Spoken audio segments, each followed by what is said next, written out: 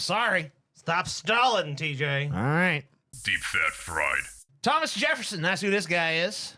Third president of the United States, served from 1801 to 1809. One of the principal authors of the Declaration of Independence, often hailed as a visionary of American liberty. Scotty. He was. What are you doing down on your phone? I'm trying to teach you about the founding fathers of this great nation. I was seeing how many people had joined. TJ, no one's joined, Scotty. Okay, I won't look. He preached that all men are created equal, insisting on inalienable rights to life, liberty, and the pursuit of happiness. He denounced slavery as a moral evil that violated human nature, calling for its gradual abolition in early writings. For example, he condemned slavery in Notes on the State of Virginia and also drafted a denunciation of the slave trade for an early version of the Declaration, though it was removed in Congress. He advocated for democratic ideals, emphasizing freedom from tyranny and sovereignty of the people. He promoted education and enlightenment as paths to societal progress, believing in the power of reason over oppression. He warned against the corrupting influence of power, urging a government that serves the common good. He championed agrarian virtue, seeing independent farmers as the backbone of a free society. A lot of farmers. So he virtue signaled, is what you're saying. A lot of it. He pushed for religious freedom, separating church and state to protect individual conscience, famously tied to Virginia's disestablishment efforts, and later summarized as a wall of separation in an 1802 letter. He envisioned a republic where merit, not birthright, determines one's station. He argued for limited government intervention in personal affairs, prioritizing individual autonomy. Sounds like a great guy, dude. Yeah, sounds like a good guy, TJ. So, I guess that's all. I mean, what's the problem? What a fella. What is the problem here, TJ? Yet, Scotty. Yet. He owned over 600 enslaved people across his lifetime. Monticello's historical accounting, more than 610 people enslaved by Jefferson over his lifetime. Profiting from their forced labor on his Monticello estate, with roughly 130 enslaved at Monticello at any given time.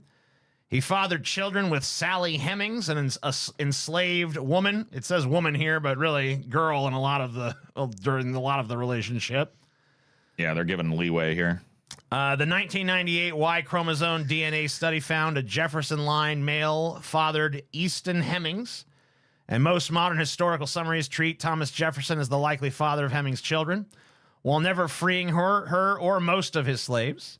He dodged legislative opportunities to undermine slavery, even as contemporaries like George Washington emancipated theirs. Washington's will freed all of his slaves after the death of his wife, basically. He said, oh, yeah, I'm dead, but when my wife dies, the slaves I have are free.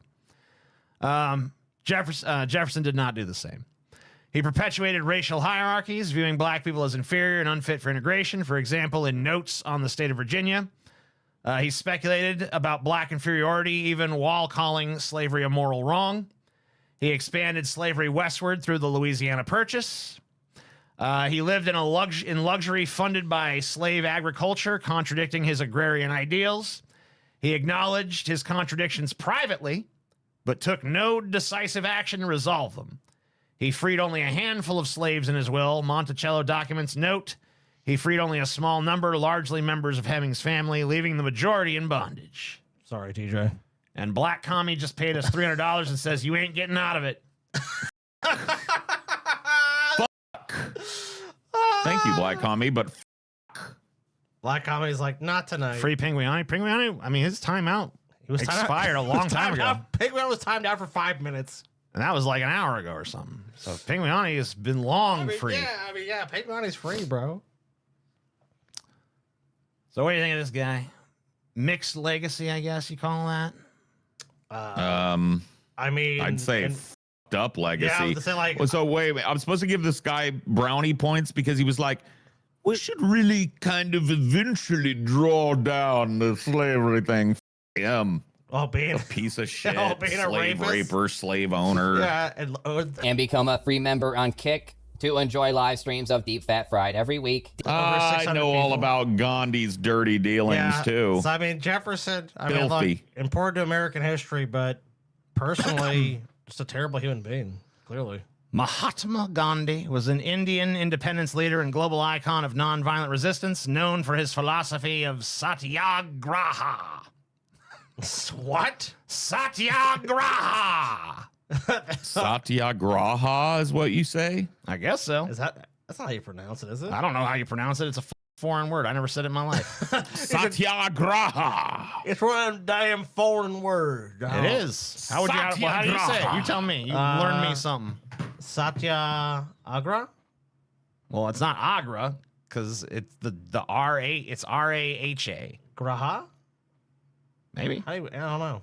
Yeah, you don't know either. Put it in. Let's find out how you pronounce it, TJ. TJ, I want this to be pronunciated right. It's pronunciated right. That's not Pronunciated right, That's TJ. not even correct grammar. That is correct grammar, TJ. He preached. Nah, you know what? I'm not gonna let this go, TJ. That's the only time it's mentioned. He preached ahimsa, non-violence, as the supreme moral force of I social understand change. this philosophy. Didn't you say you want to become a philosophy expert, TJ? Well, you guys didn't choose that one for me, so that shit.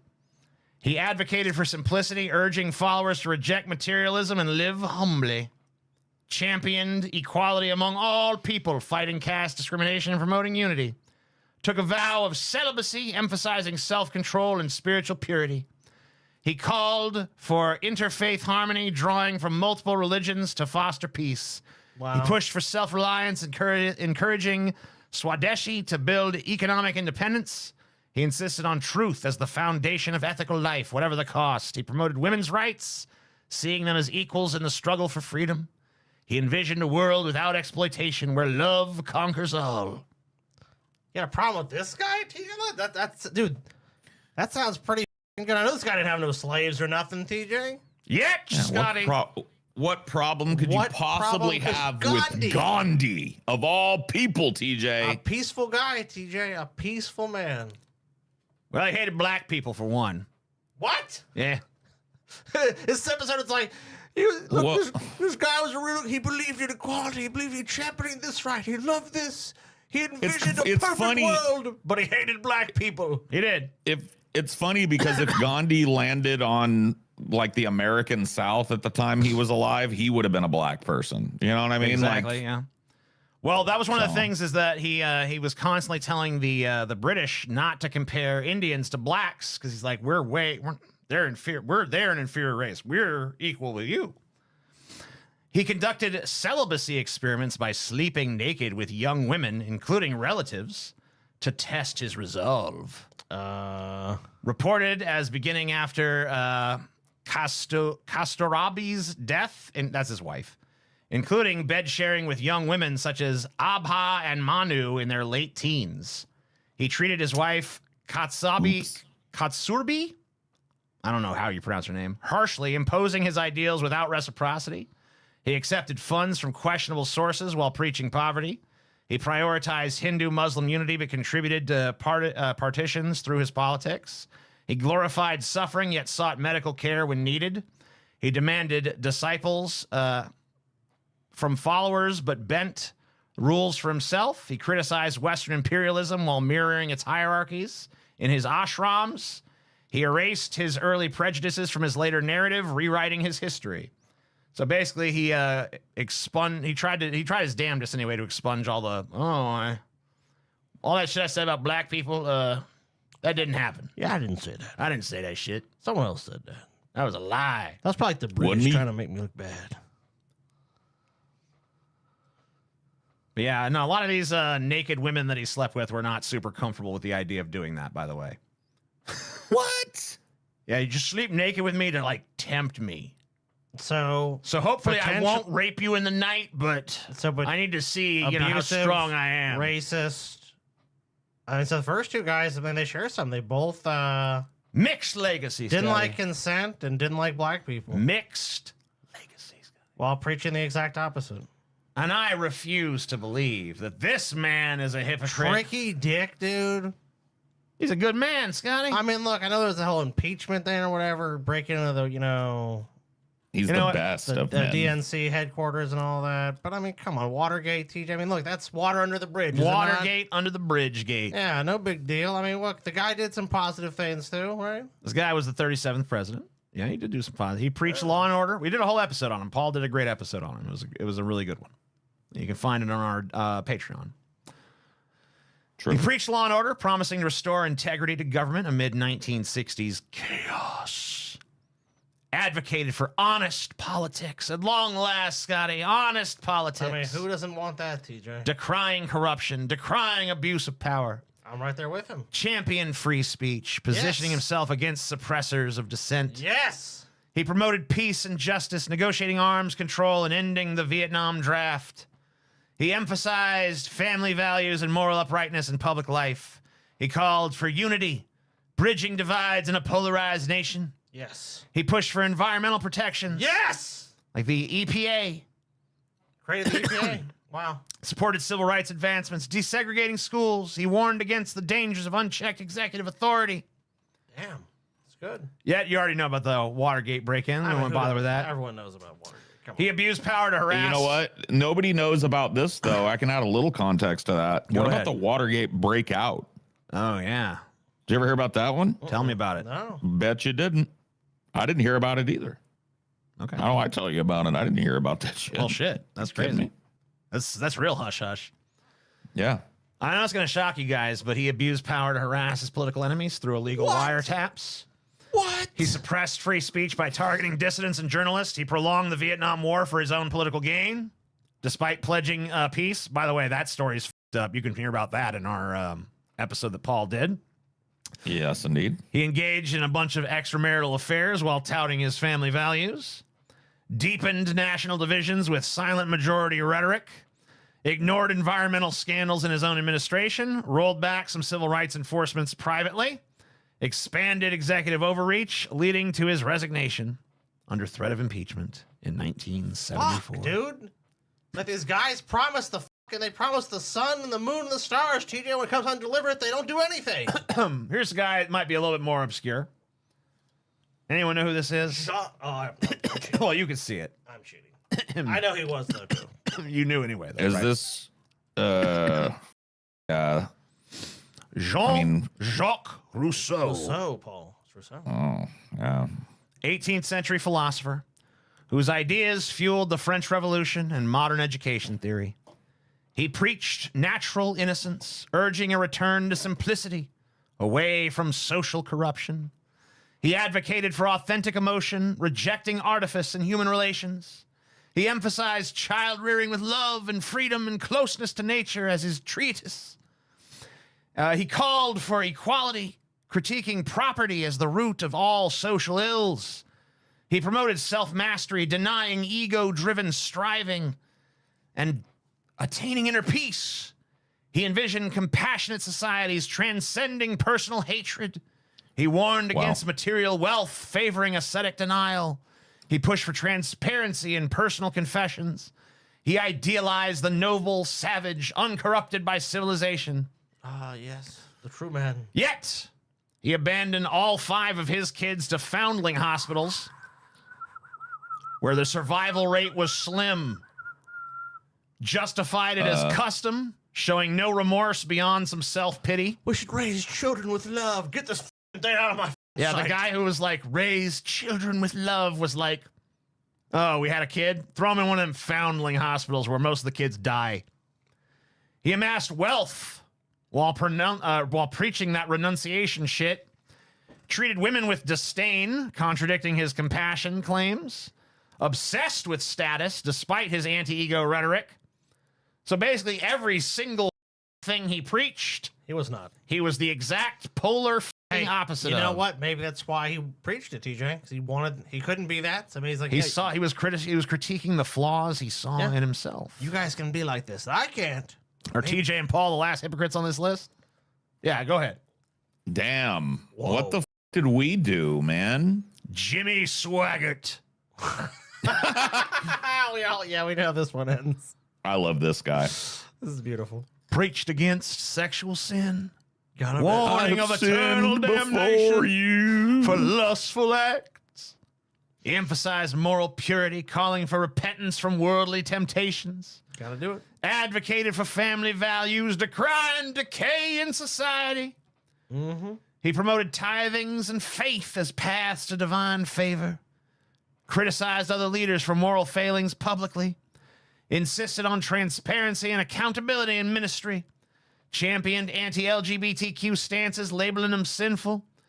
Called for revival through strict adherence to Scripture. Portrayed himself as a vessel of God's unerring truth. Oh, he is a vessel of something. Yet he was caught multiple times with prostitutes. Major scandal in 1988 and a second widely reported incident in October 1991. Relapsing after tearful confessions. I have sinned. He built wealth from donations while preaching poverty's virtues. He defamed rivals hypocritically, leading to his own exposure. He defied church discipline, returning to pulpit prematurely. He threatened violence against gay men in his sermons. He settled lawsuits for false accusations against others. He maintained a lavish lifestyle amid scandals. He apologized selectively, minimizing his actions. He continued ministry despite defrocking. Defrocking.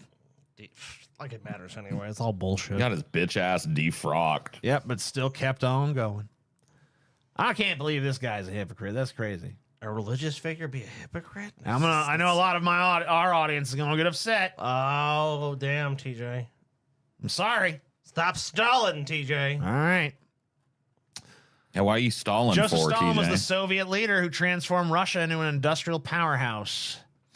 He preached workers' equality, envisioning a classless society free from exploitation, advocated communism as the path to universal brotherhood, called for collective ownership, eliminating private property, promoted international socialism, supporting global revolutions, emphasized education for the masses to empower them, warned against bourgeois decadence, favoring proletarian values, and he pushed for rapid modernization to benefit all.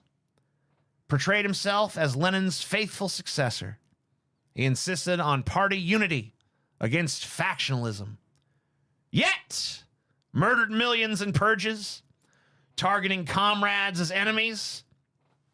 He lived in luxury while enforcing austerity on citizens, suppressed dissent through gulags and censorship, forged a cult of personality contradicting equality. He allied with Nazis temporarily, betraying anti-fascism, although they betrayed him back.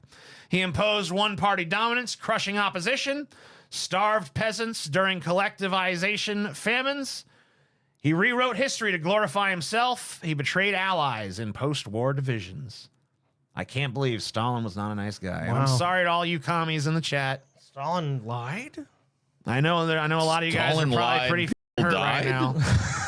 Hey, that one's actually fucking true, bro. Jeez. Stalin lied, people died. Oh, Churchill. But hey, this guy, Mr. Capitalist, ain't so great either. What? Mr. Capitalist wasn't a nice guy? Winston Churchill, Britain's prime minister during World War II. He fought the Nazis, though. Preached TJ. democracy and freedom, rallying against fascist oppression, advocated for human rights and self-determination globally, called for unity among allies to defeat totalitarianism, promoted colonial reform towards eventual independence. Eventually. He warned of Iron Curtain dividing of free peoples. He emphasized moral leadership in international affairs, championed Western values of liberty and justice, pushed for economic recovery through fair policies, and envisioned a world based on cooperation. Wow, what a beautiful dream, TJ. Yet he orchestrated colonial policies causing famines in India, diverting food amid starvation, killing up to 3 million people, according to many accounts. Whoops.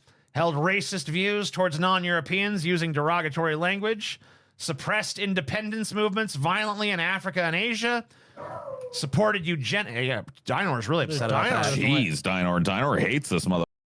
He supported eugenics and racial hierarchies privately, bombed civilians in wartime, contradicting humanitarian ideals, redrew maps without regard for local self-determination, and profiteered from imperial exploitation while preaching freedom, ignored pleas for aid during the Bengali famine, and romanticized the empire despite its brutalities.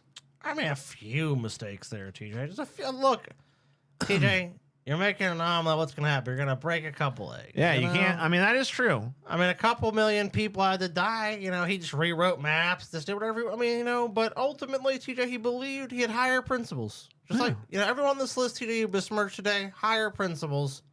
Now, were they perfect? No, they weren't perfect, TJ, but they tried. They tried. Unlike you.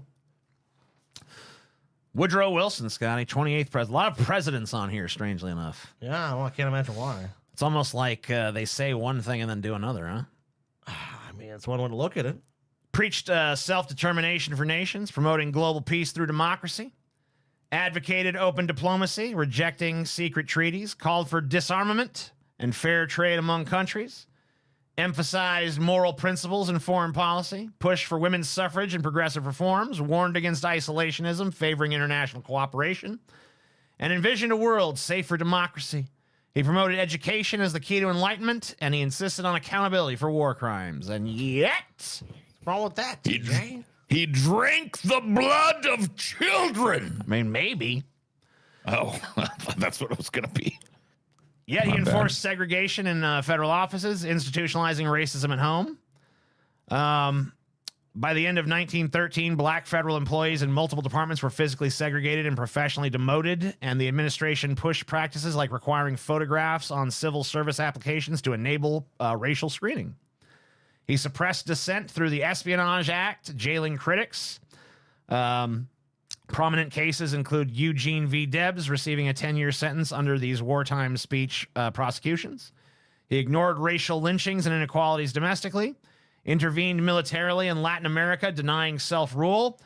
He segregated the military, perpetuating hierarchies. He screened Birth of a Nation, endorsing its racist narrative. A White House screening occurred on February 18th, 1915, widely cited as the first film shown inside the White House. He drew Europe selectively, ignoring colonies. He failed to ratify his own league due to politics. He preached democracy while allowing autocracy in the South. Oh, shit, dude. How about Mr. 1984 himself?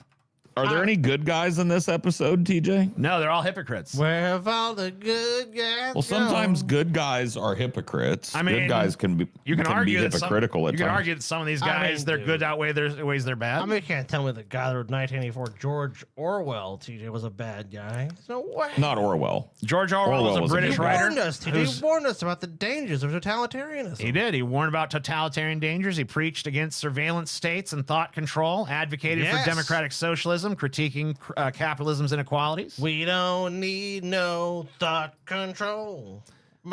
Called for truth in journalism, exposing propaganda. Warned of language manipulation to obscure reality. Yeah, I mean, dude, you're a big fan of Carlin. He promoted intellectual freedom, rejecting censorship. Emphasized empathy for the oppressed in his works. Yeah. Pushed for anti-imperialism, drawing from experiences. He envisioned societies based on decency and equality. He criticized powers corrupting influence. What is wrong with that shit, TJ? Yet, Scotty. Oh, yeah, let's shoot. Yeah. He shared a list of suspected communists with British intelligence. In 1949, he gave a list of suspected crypto-communists and fellow travelers to the Foreign Office's Information Research Department via Celia Kerwin, according to multiple later disclosures in the published archival discussion. He kept a notebook of crypto-communists for monitoring, a notebook of names and comments discussed publicly as Orwell's list. He collaborated with Cold War propagandists despite anti-totalitarian stance. The IRD was a Cold War anti-communist information unit within the Foreign Office. He named names privately while decrying such tactics publicly. He targeted leftists he disagreed with, mirroring the surveillance he condemned. He rewrote his anti-Stalin views selectively. He accepted establishment honors while critiquing it. He ignored his own hypocrisies in his memoirs. So basically, it was okay if he did it. Yeah. You shouldn't do this stuff unless you're me. Well, TJ, he was the only one that was able to judge that properly. So let's talk about hypocrisy itself, Scotty. Okay. So what is hypocrisy? Well, how would you define it? Either one of you. Saying one thing, doing another? Yeah, I mean, I guess in the most basic sense, yeah. I mean, espousing one belief, like, you know, TJ, for example, you know, you could say something like, hey, we need to eat healthy foods. But then, you know, you're caught on the plane with the president eating McDonald's, right? Yeah. Oh, I mean, seems like hypocrisy to me, right? Yeah. through your actions or deeds or words. I would say holding almost one belief or espousing one belief and then acting contrary to that. Well, let's look at it from a few different angles. We'll start with philosophy. I know what a hypocrite is, go ahead. honestly. Oh, Yeah, go ahead. Everybody but me. True. Yeah, according to this Paul episode, is that's the only morally consistent person. That's true. fair enough. In philosophy, hypocrisy is mainly a moral concept. Traditionally, it means claiming to hold certain values, beliefs, or standards while behaving in ways that contradict them. Pretty much Scotty's definition. Aristotle would frame it as a failure of character. A virtuous person acts consistently with their stated values. A hypocrite performs virtue without embodying it. Modern moral philosophy adds nuance. Some philosophers argue hypocrisy isn't just inconsistency. It involves a kind of moral posturing. Sure. The hypocrite condemns others for faults that they excuse in themselves. So the key problem is not just mismatch, but unfair moral judgment. Yeah, I mean, inevitably someone's probably going to have some hypocrisy, but yeah. Holding yourself to a different standard. But when you do it, it's like, well, there's an excuse for me doing it. It's okay if I do it. Well, let's talk about psychology because I think that expands on that. Sure. One key idea here is cognitive dissonance, introduced by Leon Festinger. When our actions conflict with our beliefs, it creates mental discomfort. To reduce that discomfort, there's a few ways you can do it. You can change your beliefs, you can reinterpret your actions, or you can justify yourself. Yeah, I think justification is the one that most people jump to be completely honest. So hypocrisy is not necessarily always intentional. Sometimes people genuinely believe that they are consistent. They rationalize their behavior so it fits their self-image. I would argue most of the time people don't realize the depths or the existence even of their own hypocrisy. I feel like I agree with you. A lot of people stroll out into the world with a sense of prescriptions for morality, and then they violate every aspect of it. I mean, True. And yeah, some of them are doing it. That's the question is like, if I'm professing one thing with my mouth, but I'm doing something different, but I'm doing that for surreptitious reasons, right? Like I have some sort of an agenda, then am I a hypocrite? Yeah, or are you Outwardly being Machiavellian or Yeah, I guess that's true. Well, I mean, if it's not a genuine belief, you're just doing it for, like you said, for some like I'm a fake motive. preacher or something. right? But and I'm just then whipping people up. if you're aware of it, then I guess you're not. I mean, you kind of are being a hypocrite on one level, but on the surface you're level, actually you're a hypocrite. consistent because you know what you're actually pursuing. Yeah, on the surface Right, level, you're which a hypocrite. that muddies it for me because I think there's a lot of people that fall into that category where they're professing something outwardly. I mean, the Epstein files is about that, right? Like a lot of the people on that list are people that would have professed outwardly to be family values people, So, but they knew that they weren't when they said that. So were they being hypocrites? Well, let's delve a little bit more into the psychology angle here because there is something called the better than average effect, which is most people think that they are more moral than the average person. That inflated self-view makes it easier to condemn others while overlooking similar behavior in oneself. In short, psychology sees hypocrisy as a product of self-deception, bias, and the mind's need to protect its own self-image, its sense of identity. So basically, it's like I'm better than most people. I'm more moral than most people. So my own moral failings are understandable, or that's because of this context, or that's because this happened, or that happened, or so on and so forth, right? Sure. Right. Yeah, for sure. We can also look at it from sociology, which takes it to more of like a group level. And on the sociological level, hypocrisy is more like a social performance. Sure. Irving Goffman describes social life as a stage. We present different versions of ourselves depending on the audience. Sometimes that performance creates gaps between private behavior and public statements. Institutions can also be hypocritical. For example, an organization might promote equality while internally tolerating discrimination. Sociologists study how power, norms, and reputation shape these contradictions. There's also the idea of organized hypocrisy, where institutions publicly commit to ideals they cannot and do not fully implement. The public stance maintains legitimacy even if the internal practice falls short. So it's almost like a way of like having your cake and eating it too. Yeah, look, we're not racist here, but then all the policies are racist. Like Donald Trump. That's a perfect example of that. You know, like, I'm the least racist person you'll meet. Then Exactly right. Here's Obama as an ape. Zach Shrum in the chat, I think, summarized it very well. He said, I make mistakes because of circumstances. Y'all make mistakes because of your character. That's basically how hypocrisy happens on the psychological level. Right. So in politics, politicians often advocate principles that they later compromise. This isn't always simple dishonesty, although a lot of times it is. Politics involves trade-offs, coalition building, and strategic messaging. Political theorists sometimes distinguish between personal hypocrisy and strategic inconsistency, which kind of delves into what Paul was discussing earlier. A leader might publicly endorse a moral principle while privately accepting exceptions for practical reasons.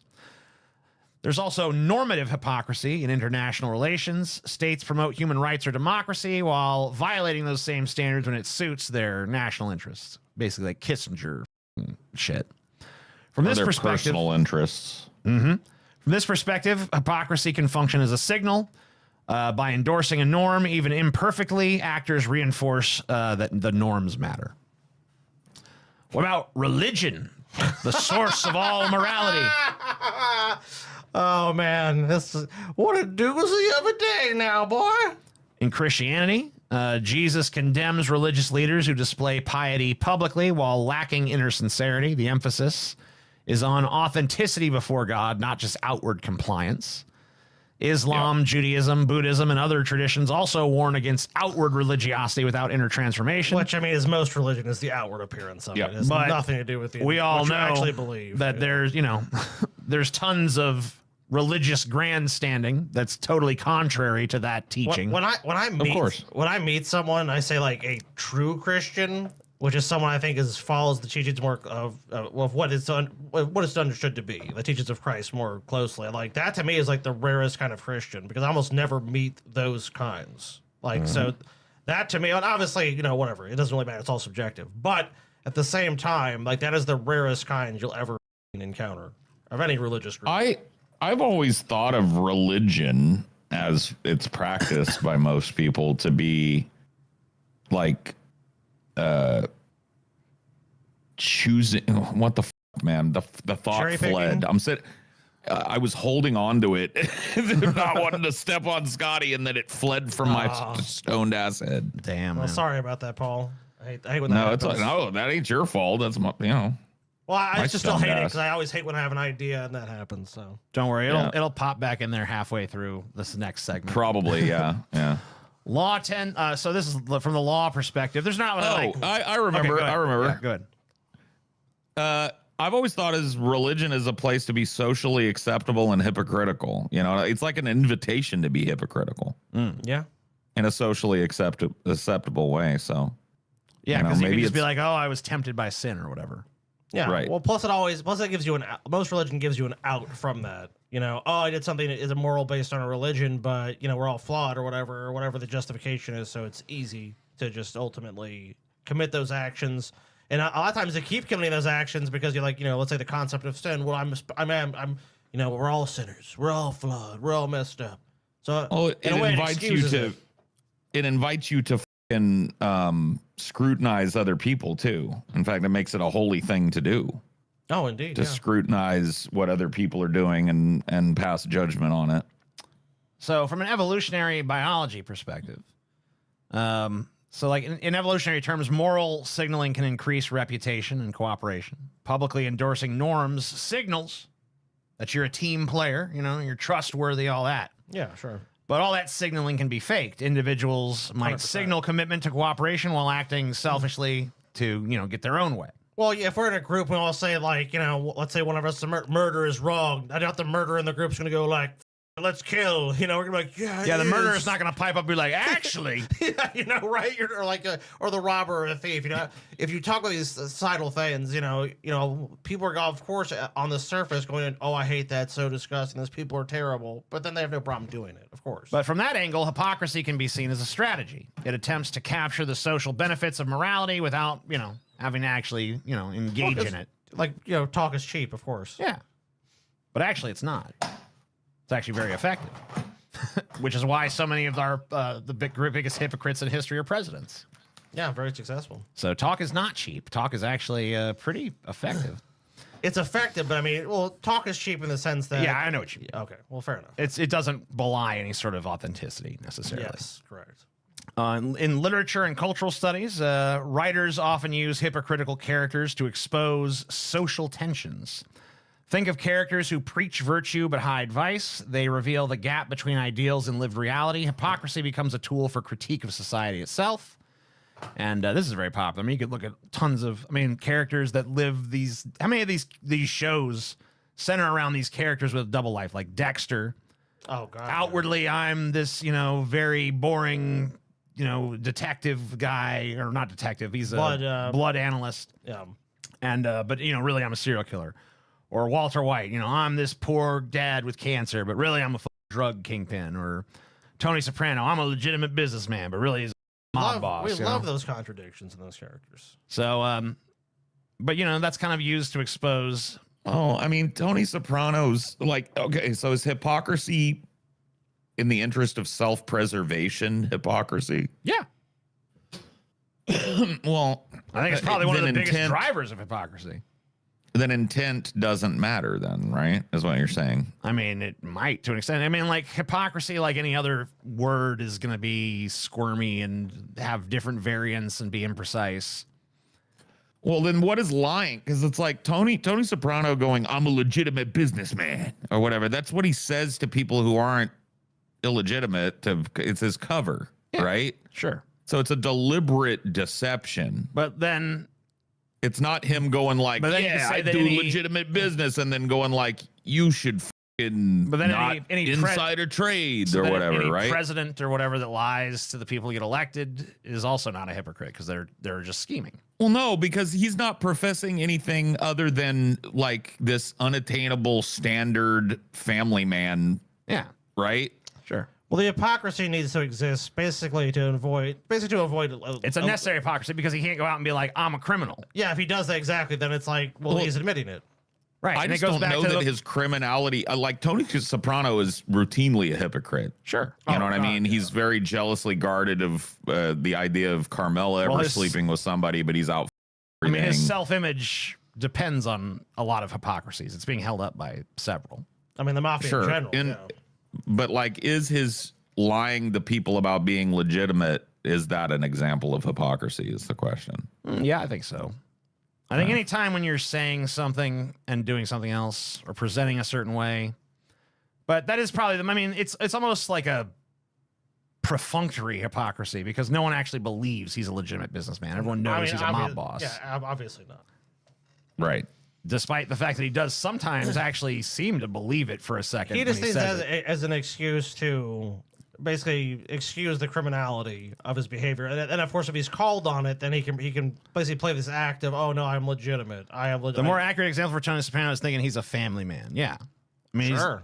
There's definitely there's definitely a fucking cognitive dissonance there. Well, I don't know though. That's the fucking thing is like there is and there isn't. Yeah, like he is to his kids a father, right? Yeah. He's providing for them. He tries to raise them to be morally good, but of course, in the shadow of all of his misdeeds, that's tough. Right. But like, that's most people's dad. Sure. Right. Yeah. So most people are hypocrites. Everyone probably is a hypocrite to some extent. So despite him being on the other side of the law than most people, he is like his shit that he deals with at home is standard family shit for the most part. You know what I mean? Yeah, but at the same time, it's kind of hard to instill certain values in your kids when you don't have those values on any sort of real level. Well, right, but that's any parent. Once again, sure. Right? Like, don't cuss, you little fucker. You know? Well, yeah, like, hey, don't beat somebody up, and I go kick people. I was literally told as a kid, quit cussing. Yeah. So exactly.